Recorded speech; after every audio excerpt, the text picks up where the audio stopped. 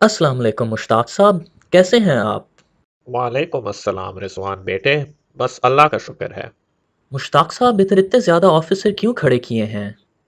बेटे इधर अकलियत के लोग बहुत ज़्यादा रहते हैं। इधर दहशत गर्दी का ख़तरा है।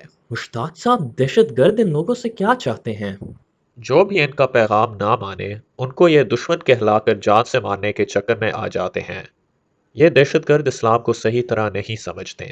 सूरह अल बकरा में कहा गया है कि मज़हब में कोई ज़बरदस्ती नहीं है। जब हमारे प्यारे नबी ने मक्का को आज़ाद किया तो सिर्फ मुसलमानों को नहीं, सबको इंसाफ और हिफाजत मिली। मुश्ताक साहब, मुझे तो आपकी बात बहुत अच्छी लगी।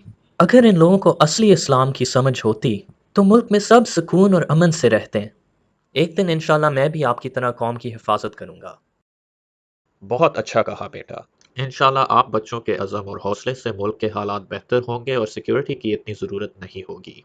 अगर आपको ये पैगाम अच्छा लगा तो बराए मेहरबानी ये वीडियो शेयर कीजिए।